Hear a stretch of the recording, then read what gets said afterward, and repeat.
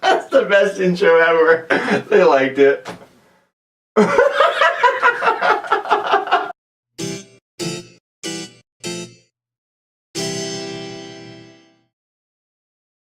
Hola, geek fans! Welcome back. It's that time again. It's 4:30. It's Friday. We're shooting at the luxurious Goodrich Studios International, and this is Geeks at the Movies. My name is Shane Goodrich. I'll be your host this evening, and joining me, as always, our illustrious lead writer, the Mr. Jacob Does Tales. What's going on, guys? We've been off for a little bit, mostly because I've been sick and then because I've been lazy, but forget about all that. Now we're back to the geek news, and we got so much good stuff, tons more trailers, and you know how much we love trailers here at Geeks of the Movies. Let's get right to it. Item number one, the new Captain America Civil War trailer just got released. We saw it. Thoughts? This was a really good trailer, I thought. We got to see more of just, the Civil War, even though it seems a little bit more like a civil disagreement that they're having, fighting in a Tesco parking lot. But the way they cut the trailer together made it seem like it's this big epic thing, and that's what I want to feel when I watch the movie. Is this big epic battle they're going to have, and we got to see some more of just more of the side characters like Black Panther. We see that more of that chase scene that he had. And doing Panther moves. Notice how he runs. Yes. He did the cloth stuff. I love it. Yeah. And we got to see this one quick shot of Scarlet Witch using her powers to bring Vision to his knees. I'm really excited to see what they do with those two characters, because in the comics they get married. I don't know if they're going to go that far with this, but I'm sure they're going to have some type of relationship in this movie. And then we got to see more of Captain America and Iron Man and their conflict with each other, and that's what I really liked about this trailer. Before we get to the big surprise, though, what did you think? Stand down, Captain. Yes. I can go all day. Yeah. But that line, you put his fist back up, I'm like, yes! And they show him punching the Iron Man in the face. I am pumped for this movie. I am pumped for the epic parking lot battle. Because this is an epic parking lot battle. Yeah. This is the second trailer now, right? Second trailer? Yeah, and it's actually going to be the final trailer, they said. They're probably going to release some more TV spots and international trailers, but... And this is telling me that this is not so much a war. Yeah. It's just a conflict between a handful of characters. There's wider repercussions, but I've not seen a single shot of a bunch of henchmen or military agents. Maybe they come. Who knows? Maybe there is some more stuff they're hiding from us. Maybe they're not giving everything away like some other movies trailers do. I don't know, but I don't care because it looks good. The story looks great. They're doing Captain America the right way. It looks fantastic. Yes, and then, of course, at the very end of the trailer, on the Rouge, Spider-Man shows up, and he takes Captain America's shield, and then he's just, hey everyone. Hey everyone. And, I actually like that they showed Spider-Man, and I do like the look of his costume, the design of his costume at least. It looks very CGI. They need to touch it up a lot. They need to fix the visual effects, but they have plenty of time to do that, and they just wanted to, put Spider-Man out there so everyone knows. I'm less keen on the outfit. I feel like it's too bright. Maybe that could be a CGI kind of thing, but I think it's, like you said, it's actually, they purposely designed it that way. Yeah. And I see that bright outfit contrasted with all the other characters, where if you look in the comic books, you see Captain America, he's pretty bright in the comic books. You see the other characters, their color palette is lighter and brighter, but in the movies, like they always do, they darken everything, right? It's always darkened. And that's fine, but it contrasts with the Spider-Man's costume. He stands out to me too much. It's like, wait, this is like from another universe, or like another movie almost. Yeah, I'm hoping that they'll touch up the effects, and I'm pretty sure they even said that his costume is still a work in progress. So, which also tells me that he's not going to have a huge role in the movie. But his costume has a lot of inspiration from the original Steve Ditko Spider-Man and the Alex Ross Spider-Man, which came a little bit later, and people notice a lot that it has some technological advances in this, which it makes sense because it shows that he's on Tony Stark's side at the beginning of this movie. So he has the advanced web shooters, and he has little packets they show he has, so he can reload when he needs to. Interesting. And also, his eyes are like lenses. They can zoom in and zoom out. Has that been confirmed? That's what that is? Yeah. If you listen closely, you can hear a little zoom. Oh, I had no idea. That's cool. Yeah, I thought they were just going the Deadpool route. Yeah, but no, there's more of it. Yeah, and it makes more sense that they won't go the Deadpool route, because for him he was just like it didn't make any sense that his eyes move, because that doesn't happen in real life. But if you can make this make sense, because Tony Stark designed his mask in a certain way so they can zoom in and zoom out with his eyes. Yeah, I'm excited to see Spider-Man in this movie, and I'm excited for the movie in general. Yeah, I mean, I'm criticizing the Spider-Man outfit, but I'm not sure if I have any other quibbles with the trailer other than that Spider-Man quibble. Yeah. And that's a minor thing. So there is the aspect of they're fighting in a parking lot. Yeah. It's Captain America Civil War in the comic books, which you had me read. Yeah. It's a war. Yeah, there's all the characters. They're all thrown in there. It's massive.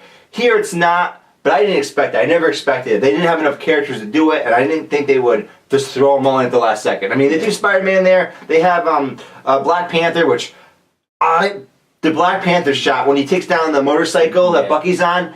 I just love how they make him run like a cat. Yeah. I was just so into it. Like he's running, he's moving like a cat. And I think it's going to go into. I think they're going to go a little bit into T'Challa's, which is his name. His culture with Wakanda and everything, and it's probably going to be like part of his fighting style with his running like a cat. Wow, rake, yes, claw. I'm excited to see all these characters, and I can't wait for May 3rd. I think was when this movie comes out, so it's a little more than a month away. This and Batman v Superman were my #1 movies. They're the movies I was most looking forward to. Saw Batman v Superman, which we're going to review later in the episode. But now I'm waiting to see this. Can this deliver? I'm thinking it can. Yeah. My expectations are pretty high. I want to drag them down, but it's. I'm excited. But now let's move on to another trailer, another movie I'm looking forward to. The new trailer for the upcoming X-Men Apocalypse has been released. Jacob, thoughts? All right, so we were talking about this before the show, and we both agreed that all these X-Men Apocalypse trailers, they seem like the same thing. Yes. Yeah. They're all kind of just like remixed, re-put together, different shots, just like a little bit longer of similar music. Yeah, but it was still a good trailer. We got to see more of some of the mutants that we didn't get to see in the previous trailers. Like we got to see Cyclops using his powers more. We got to see Havoc using his powers at the end, shooting his beams out of his chest, and we got to see more of Storm. But we didn't get to see more of Apocalypse, which makes you think that they still are working on his look. Because remember, everyone was talking about how he looked like Ivan Ooze from Power Rangers, and then they showed that the first trailer, and they were hiding him, and not really hiding him that much anymore. They show him, and he looks fine to me now. Yeah. But the fact that they don't show him more makes you go, oh, are there more scenes to work on? Yeah, and he definitely looks like the Apocalypse. Like he should look like. And now he looks like Apocalypse from the comics, and they show him with those scenes where he grows and he's like throwing Professor X around. Oh, I love that scene when he grows, because that's the Apocalypse I know. Yeah. I am the Destroyer, I am the Conqueror, from the X-Men cartoon from the 90s. Yes. That big, he's a big giant dude throwing people around. Yeah, I'm excited to see how this movie pans out. I'm still really excited for it. Just all the trailers, they're just pretty much all the same thing. Yeah, the trailers are all the same thing.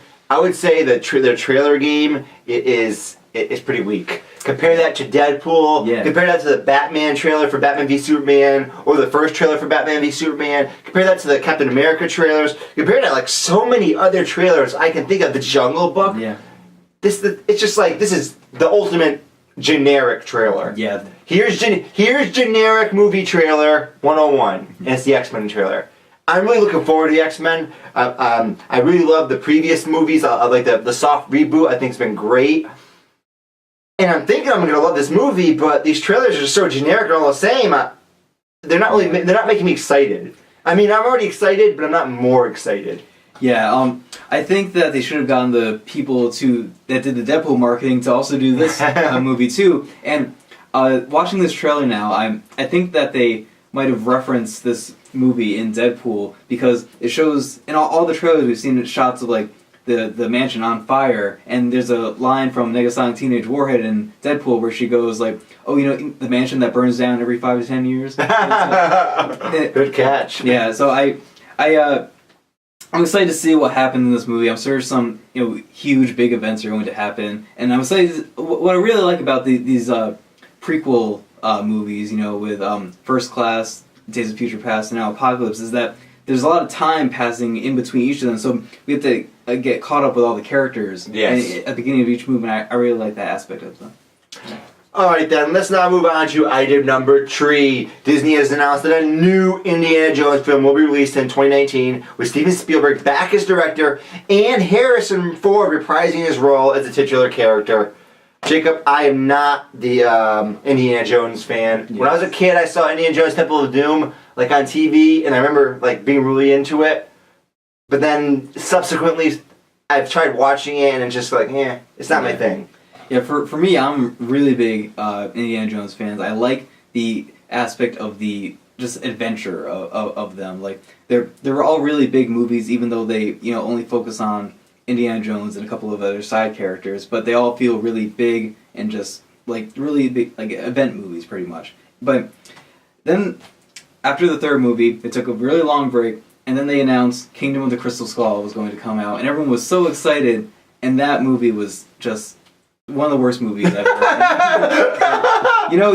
You put Harrison Ford in a refrigerator and then have him survive a nuclear attack that way. I don't know. But what? He's in have you seen Kingdom of the Crystal Skull? No? Good for you. But, really, I'm not even going to go into it. There's just so many things wrong with that movie. But now, because there's been a lot of rumors and speculation about what they're going to do with the next Indiana Jones movie, and a lot of people have been saying that they're going to recast him, just have a reboot of the series pretty much, and have it take place back in the 1940s and have him fighting Nazis like he was in the original 3 movies. But now Harrison Ford's back as Indiana Jones. But you got Steven Spielberg back, but he also directed Kingdom of the Crystal Skull. So has he directed all the movies? Yes, he's directed all of them. But wow.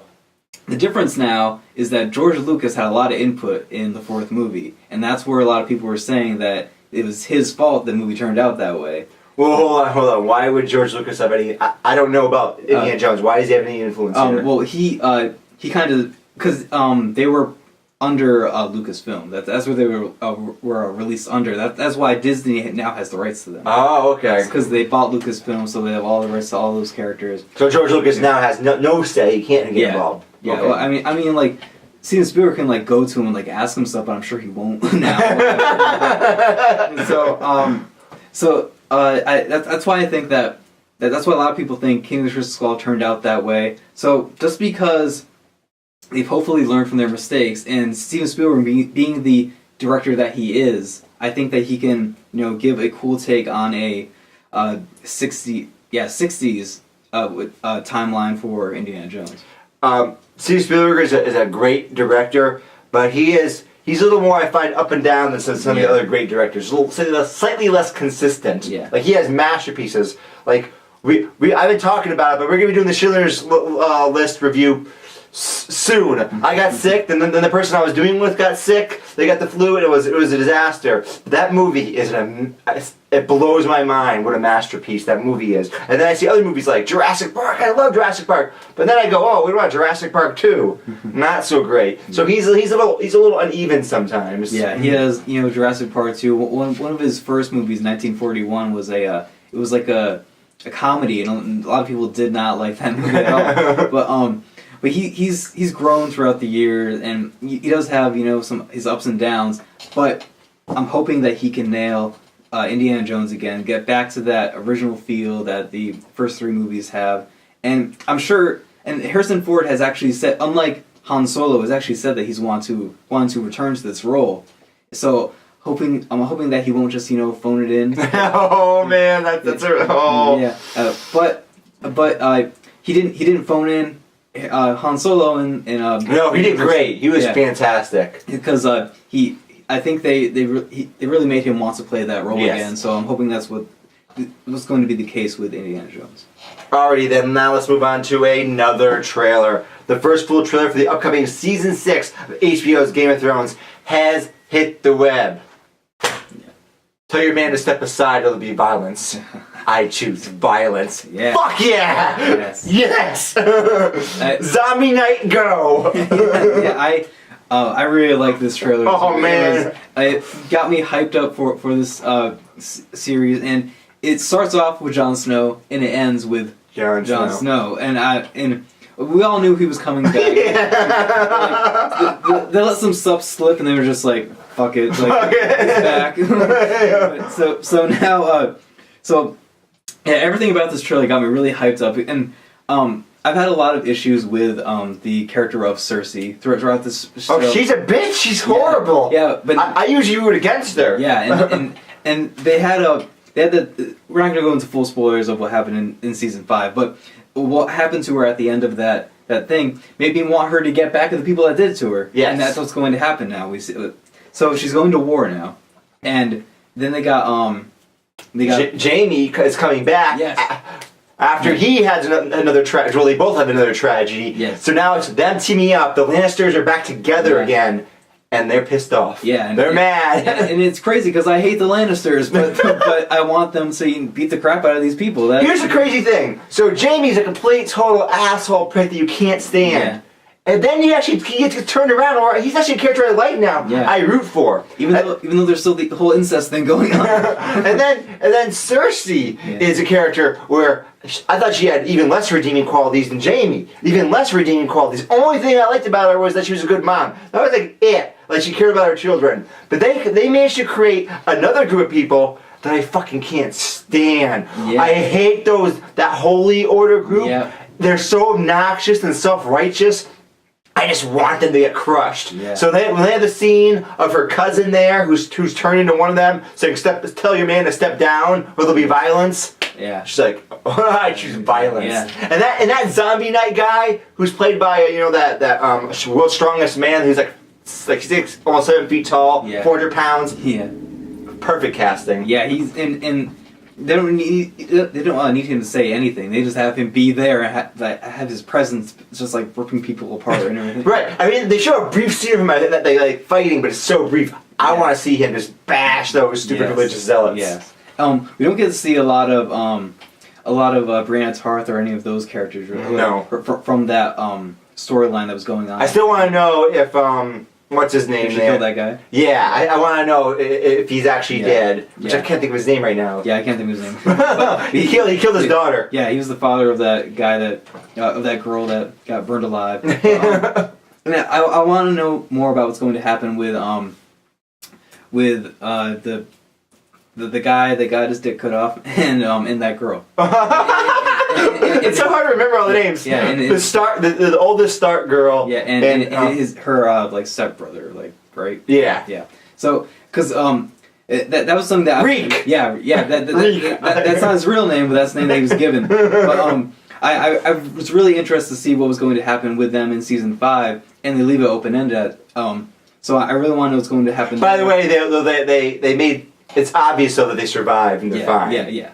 But because that was open ended, like they make that jump, but are they gonna be okay? Yeah, there's a lot of snow at the bottom. Right, that's what I figured. I'm like, there's a bunch of snow. They fell in the snow. Yeah, and we do get to see some of the guy that held him captive, the torturer guy. And God, we suck at the names. Yeah. I've seen all 5 seasons of this damn show. I keep forgetting the names. When I watch it, I'm just like, oh yeah, there's that guy. Yeah, there's that dude. Yeah. The guy with the sword, the guy with the mustache, the tall one. The youngest one. And the youngest Stark girl, I can't remember her name, but she was one of my favorite... Ariel? No. Arya. Arya. Yeah. She was my favorite character in the first 4 I liked her storyline the best in the first 4 seasons. Then in season 5 they kind of mucked it up a little bit. And it seems like they're sticking with that storyline in season 6, because we get to see her. She's like permanently blind still. We're gonna see what happens there. Hopefully she'll get out of that weird order that she's in. I don't really like that whole thing, but I'm still really excited for this season, and I want to see more dragons too. And we saw this. Whatever that freaking, the one that lost his ability to walk. They showed him again, and he's noticeably older. Yeah, he's there, and you get to see the White Walker King standing behind him. Yeah, and it looks like he's standing too, which is, it doesn't look like he's standing. It's probably a vision. Right. Yeah, it's probably a vision because he's standing, and that the guy's standing behind him, not killing him. So probably a vision. But I can't wait for April It's coming out the end of April, so I'm really, really excited for it. One more thing I mentioned, when I first heard the music for this when it started, I immediately popped back into my childhood when they used to play Chris Isaac's Wicked Games all the time with the model running around the beach. I for the first like 20 seconds, I just couldn't get that image out of my head. But then it just went right in. It just blended right in. It was great. He's like, there's too much snow for a model to be running around in her bathing suit, but yeah. Alrighty then, now let's move on to item number 5. According to a recent report from the Hollywood Reporter, Sony is back to working on the Venom standalone film that was put on hold after Sony made the deal with Marvel Studios to share the character of Spider-Man. However, this film will not be connected to the upcoming Spider-Man film or the overall Marvel Cinematic Universe. What? Yeah. I know that was my exact sentiment when I read this report. When this came out, I was like, all right, cool, they're back to working on Venom. And then I read the whole thing, and I was like, what? They're not going to have it be connected to the rest of the Marvel Universe and not even have it be connected to Spider-Man? Spider-Man? Like, it doesn't make any sense. He's a Spider-Man character. I know, the only thing I can think that they're doing is that they're trying to make Venom be like the anti-hero kind of character and have him fight like other monsters like Carnage. But who else but Carnage? Like, that's the only other character I can think of that you have him fight. Just like, it doesn't make any sense to me. Maybe they want it to be like rated R, and Disney's like, no, we don't want a rated R thing. So they made it not connected. I don't know. How do they make it not connected? His whole origin story is tied up to Spider-Man. I know that Spider-Man. Are they just gonna change everything? Yeah, Spider-Man gets the black suit, and then the suit grabs onto someone else and turns into Venom. I don't get it. Are they just gonna say fuck it? We're gonna make a random dude. We're gonna call it Venom, and it's not gonna have anything to do with the storyline, but it's gonna look like Venom. You know what I mean? Yeah, I don't get it. I don't. Marvel should just be taking over everything Spider-Man related, because Sony obviously doesn't know what they're doing still. So maybe Marvel was like, Sony came to them, hey, we got this idea, and Marvel's like, no, we're not gonna be doing that. Yeah, but they can't tell them what to do. Right. So but they can tell them it's not gonna be part of our universe. Yeah. So. Yeah, I don't know. I'm just hoping that they're going to be like, just kidding. It's actually going to be connected. And what I want to see is Spider-Man be in one of the Infinity War movies, and they get his black suit in one of those movies, just like in the Secret Wars storyline, where he was on an alien planet, and then then the symbiote hopped onto him, and then it made the classic black suit. So I love Venom as a character. Like, I was never a fan of Spider-Man, but I remember I read one series of comic books, and that was the Carnage comic books when I was like in 8th grade. Somebody had them, and I remember going, Carnage is cool, and then, he came from Venom, and Venom is cool. Yeah. And I've always wanted to see those two fight, but I want to see it as part of the universe. Yeah, I want to see I want to see Spider-Man and Venom fight together, because they're gonna have to take one of the characters that is Venom in the comics, either Eddie Brock or I can't remember the other character's name, but they're gonna have to take them and make them be Venom. So you're taking away more characters from the Spider-Man universe. This is bizarre to me. Yeah. I'm maybe this is according to a recent report from the Hollywood Reporter. So perhaps there's something got mixed up. Yeah. The source it heard things wrong. Yeah, it's not official. Yeah, but at the same time, Sony hasn't come out and said anything. But maybe they're still figuring out themselves. So I don't know. Hopefully something will come out soon. Maybe even at D23 this year, where Marvel's going to have their big presentation, they'll have something from Sony about the upcoming Spider-Man film. We'll see something about it. We'll find out. Let's move on to item number 6. According to another report from the Hollywood Reporter, Warner Brothers has cast J.K. Simmons as Commissioner Gordon in the upcoming Justice League Part 1 movie. Yeah. You might remember J.K. Simmons. He played J. Jonah Jameson in the original Spider-Man movies. Going back to Spider-Man. Exactly. So and nice tie-in there, yes, Jacob. Yes. I like that. That's why I put it in that way. I'm really excited to see J.K. Simmons in anything, because he's a great performer. He does fantastic work in anything he's in. He's a good asshole. Yes. And maybe they'll have Commissioner Gordon in these movies be an asshole. Yeah, I could see him doing that kind of role, but being kind of a dick. Yeah, and it also makes sense that they cast someone of his age, because you have an older Batman, you got to have an older Commissioner Gordon too. So people are probably wondering why he wasn't in Batman v Superman. Is probably just because they didn't have room for him. Yeah, and also because he wasn't really needed there. and so they're probably going to have some big scene with Batman before he goes into before they bring all the Justice League members together. So he's probably going to be a part of that whole sequence, whatever it is. So I'm excited that he's in it. Are you? This was always unlikely. But I heard people say, you know what? Can we just get him back as what was this guy's name? J. Jonah Jameson. J. Jonah Jameson. Can we just get him back for the new Spider-Man? Who cares? I am sad about that because he's perfect. Yeah, he knew how to play that. He was just born to play that role. Pretty much just like Robert Downey Jr. is born to play Iron Man. Yeah, he's born to play that role. So, but I knew they weren't ever really going to do it. I was just hoping, come on, do it. He's the one guy you can bring back, and people will just accept it. Yeah, they'll accept it because he so embodies that role. Yes, but it's not going to happen. But I am excited that he's playing Commissioner Gordon. He's going to have a new take on the character after Gary Oldman gave a great performance in it from that character in the Nolan films. Gary Oldman always gives a great performance. Yes, that's just the usual. Yes. Alrighty then, let's move on now to item number 7. Not long after New Line Cinema hired Eric Heisenberg, I guess so, as the new screenwriter of Sandman, star and director of the film, Joseph Gordon-Levitt left the project, citing creative differences. Yeah. Jake, I don't really know much about this. I know virtually nothing about Sandman, but I was really excited for this project because Joseph Gordon-Levitt was on to star and direct the film, just like he did with his first directorial debut of Don John, which he did an awesome job with. So I was really excited to see what he could do with a bigger project like this. So I'm really sad that he's gone now, and I think that from what I've seen, I think that he would have done a good job as the character of Sandman. I don't really know much about the project though. It has something to do with this guy who can go into people's dreams and he can mess with. That's why it's called Sandman.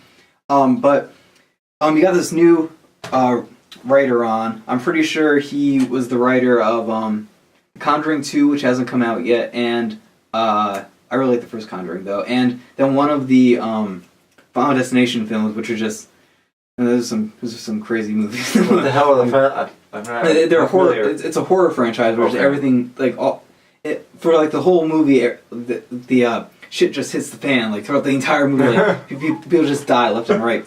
So they got this guy on. I'm hoping that I'm pretty sure this movie is actually scheduled to come out at the end of this year, but that obviously isn't going to happen now. Obviously, it wasn't going to happen a few months ago. So this has probably been ongoing, them talking to Joseph Gordon-Levitt and him being this is a movie I signed up to do. So he left, but we'll see what happens. Hopefully, they get another really good director and star. They'll probably separate though. Where is Sandman from? What comic book company? He's he's DC, but he's under the Vertigo imprint, which is a subsidiary thing. Is Sandman actually part of the DC universe? No. Oh, okay.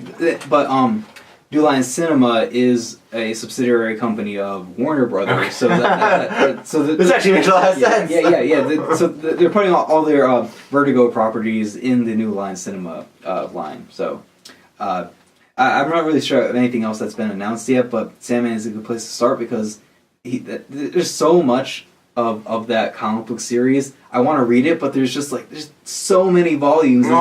It's too much money. I can't spend all that money. but it's a very popular series, so hopefully they do something good with the movie. Alrighty then, we've now reached the part of the show that we like to call Geek Talk. I had to go a little softer there because I noticed the phone is on the table. Yeah, Jacob, I'm trying to knock the paper off. I'm trying to get there. Anyways, folks, today on Geek Talk, where we talk about anything from the Geekverse, we're talking about Batman v Superman. This is our non-spoiler review. So the only thing we'll spoil per se is stuff you see in the trailers. If you see in the trailers, we'll talk about it, lightly, stuff like that. Otherwise, we'll have a more in-depth discussion about that. Look, check out our YouTube channel for a spoiler review where we talk about all the spoilers, and there's some interesting spoilers here, but we're not going to talk about that. Jacob, you start. Right. Tell me, what did you like about this movie as you came into it? All right, well, first I just want to say that we're going to have because it's such a big movie, we're going to have a very long Geek Talk discussion about it. Oh yeah, we're going to talk about this. And so, walking into this movie, I was really excited, but I had seen some of the reviews that weren't all that positive about it, so I lowered my expectations a little bit. walked in, and overall, I still had a really good time with the movie. It was very strange because I never had an experience like this with a movie where it was such sloppy writing, sloppily put together movie, but I still enjoyed it. Like I wanted this movie to be so much more, but it still gave me a good time, I guess. We hold the same view here, Cobb. This movie was sloppy. The editing was sloppy, the storytelling was sloppy. At times, the character motivations were a little odd. We always understand Ben Affleck's Batman. I felt like he was the strongest character, strongest written character, the best acted character. Everything with him made sense and was cohesive. I'm like, okay, I understand. Superman, we see in Man of Steel, Superman destroys all this stuff accidentally, but he's the cause of all this destruction of Metropolis, including one of Bruce Wayne's buildings where a whole bunch of his employees died. Yeah. And Bruce Wayne sees this firsthand. He sees this alien who he's not really sure about, and he wants to take him out.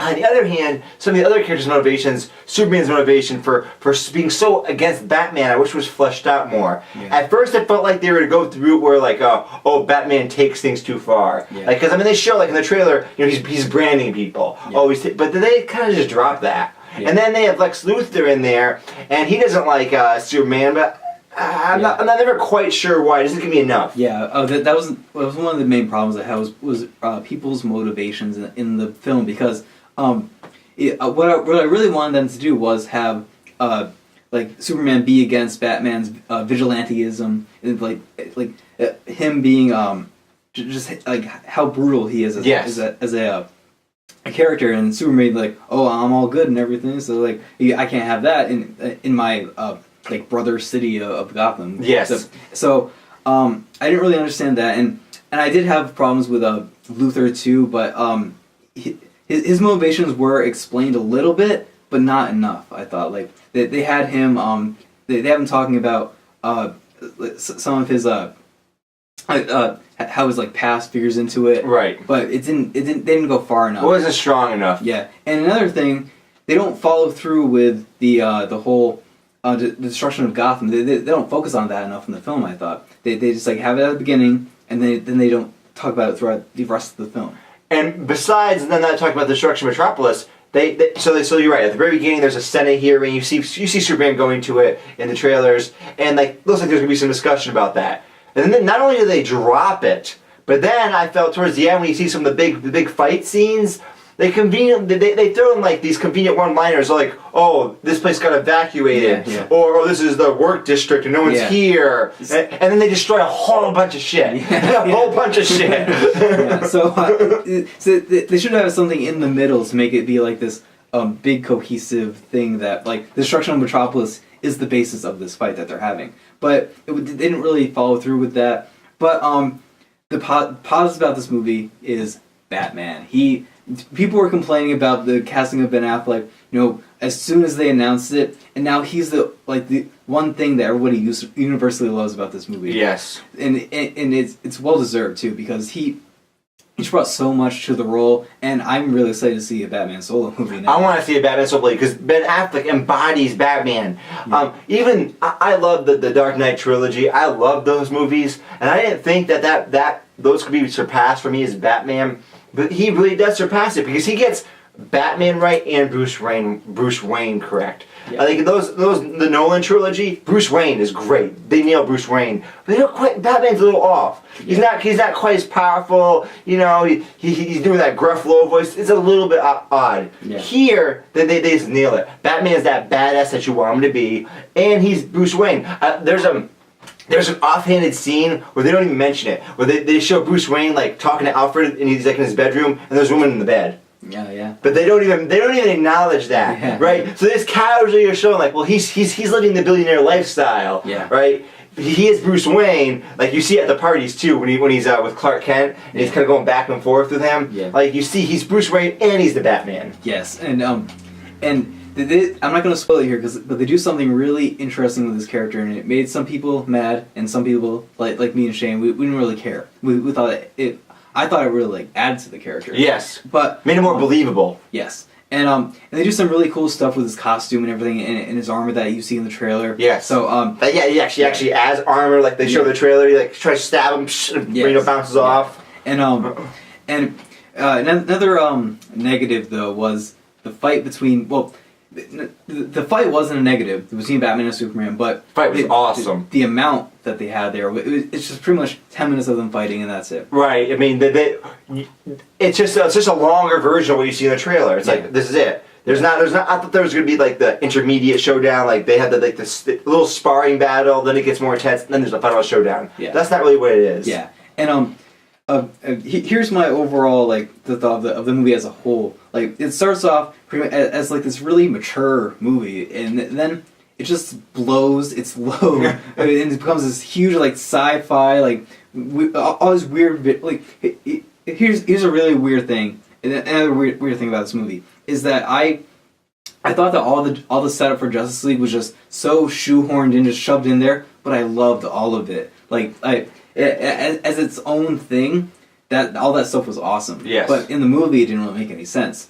And for people that don't know about Batman for Superman, they don't know about the comics. Yeah. They're gonna be pretty confused. Yeah, there's definitely some stuff missing from this movie, and it's a 2.5-hour movie. So what I think happened was Zack Snyder made his 3-hour cut, and then was like, all right, this is a movie that we're showing in theaters. Then Warner was like, no, it's not. So they cut out all this really necessary stuff that's going to be in the director's cut when it gets released in sometime this summer. Another 30 minutes worth of footage is going to be in there. And I really liked the Batman's vision that he has, where he sees it sets up Darkseid for most likely Justice League, and you see all those weird parademons flying around and everything. That is such an awesome scene. It's one of the highlights of the movie. But another thing, Wonder Woman. What did you think about her? Wonder Woman was excellent. Yeah. They showed that one scene in the trailer where Gal Gadot, she's playing like kind of the sexy model kind of, which I'm sure she's used to doing, and she's fine. But I want to know how her other lines would be. Lines of like her as Wonder Woman, or lines just basic exposition, and she worked. She wasn't fantastic, but she worked. And where she really mattered was the fighting. Yeah. And the big showdown at the end, she's awesome. Yeah. Awesome. Yeah. Gal Gadot really. She proved her worth, but she didn't do anything outstanding. Right. But she didn't detract from the role either. So. And also, it was probably a good prep for her. Yeah. She probably be a little bit better, I'm imagining, in her own movie. Yeah. She's got a chance to practice. Yeah, I'm actually really looking forward to see that movie, even if she's not great in that either. If she's serviceable, I'll probably still like it. Yes. So she was another highlight of it. Superman, he's kind of Henry Cavill's kind of the same. He's playing it the same way that he did in Man of Steel. Yep. He's not that much better in it, but he's not horrible either. To me, I like Henry Cavill's Superman just because he embodies what Superman is to me. Because when I was a kid, I always thought of Superman as a dull, wooden character. Yes. And Henry Cavill kind of plays him as like kind of a dull guy, and he's not very exciting. Yeah. But what I also like about this movie, just like I like about Man of Steel, is they're actually really able to show Superman as Superman. Yeah. I mean, I'm not going to go into it, but there's a couple scenes in the movie where Superman's doing some really crazy things or some really ridiculous stuff happens to him, and he's like, I got this. Yeah. I'm Superman. Like, I'm really Superman. Yes. One other thing we got to talk about, which was in the second trailer, was Doomsday, and he's just as generic as you thought he'd be. Yeah, just as generic as you thought he'd be. He's there just to be another villain in the movie, and he works because the fight between him was awesome. Awesome fight. Yeah, that's another thing about this movie. The action was incredible because Zack Snyder knows how to shoot action. He so good. Yeah, see. Zack Snyder is so good with action and just visuals in general, but he needs some help with editing and storytelling. Yeah, and the script, some of the dialogue in this movie I found at times, especially some of the dialogue between Lois Lane and Superman, where basically Lois Lane is just this person just to be saved in the movie. That's her role is to fall off buildings and to get into bad situations so Superman can save her, and then Superman can deliver bad one-liners to her. Yes. That's basically the role. Yeah, I'm hoping that they change their relationship up a little bit in future films because it's just not going in a good direction. No, it's just.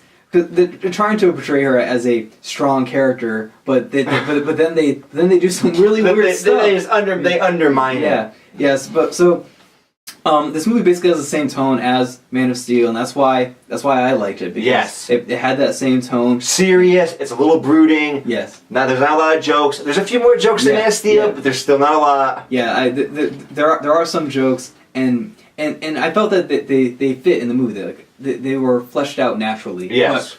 But there isn't that many of them. Yeah. So if you didn't like Man of Steel, you're probably not going to like this movie either. Like it. But if you want to see Ben Affleck as Batman, if you want to see an awesome Batman, then go see this movie. If you want to see, oddly placed set up to Justice League, then go see this movie. But if you want to hear great music, go see this movie. The Hans Zimmer Junkie XL score, I loved it. It really complemented the amazing visuals. Yeah. So we're gonna rate this movie. I'm going to give it a 7 out of 10 because it was a hot mess, but it was a beautiful mess at the same time. So yeah, what are you gonna do?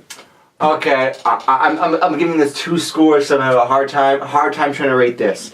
So I'm gonna give it 3-star as a film because it's kind of a hot mess. But just as a superhero film that for tone that I'm looking for, it fits what I want. It gives me what I want, and I get 5 stars for entertainment. We saw this in IMAX 3D, and I was blown away. I can't believe this. This is so cool. Yeah. Some of the scenes, the action scenes, were mind-boggling in IMAX 3D. Yeah, this is. It's really strange because I can't think of another movie where I had so many problems with, but I want to see again so badly because I really want to see this movie again. But it had so many issues. So many issues. And you think of more issues as you go along. You're like, wait, yeah, why did that happen? Wait, why did that happen? Yeah, they just didn't have a lot of motivation for a lot of the characters, and it was just very sloppily edited. But it had a lot of positives to it too, and that's why I'm going to see it again. Oh, and one last thing I want to mention: Jeremy Irons, Alfred. Ooh, yeah. That relationship was awesome. Yeah. Every time they were both on the screen, I was like, I want more of this. Yeah, I'm really excited to see that in a future Batman solo film. Because them together was awesome. Fantastic. Anyways, now it's sadly, we've reached the end of Geeks at the Movies for today. Jacob, where can they get more great geek action? You can find us on YouTube at Geeks at the Movies. We have so many exclusive videos there, so many shorts, reviews, everything like that. You can also watch us on Channel 192 on Fridays. That's Charter Channel 192. 4:30. 4:30 on Fridays. Where else? You can also email us at geeksofthemovies.ct@gmail.com. You can check us out on Facebook. Geeks of the Movies is always Geeks of the Movies. Just type in Geeks of the Movies. Sometimes you gotta put that in quotes to make sure you get us and not something else where there's like a rearrangement of movies geek. It doesn't make any sense. Just put that in quotes. Anyways, folks, we love that you're watching us. Remember to like, comment, subscribe, and share. My name is Shane Goodrich. This is Jacob Does the Toes. And we be Geeks of the Movies.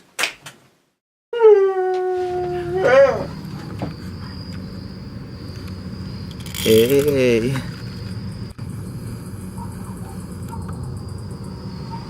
Hey, do something silly.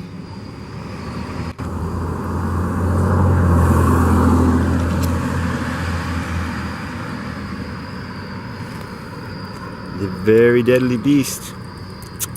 Hey.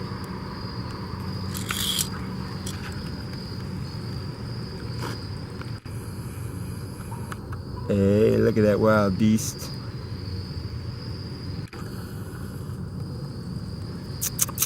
Here, beast.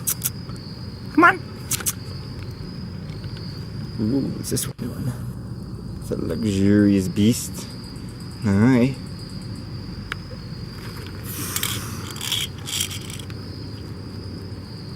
Hi, wild beast.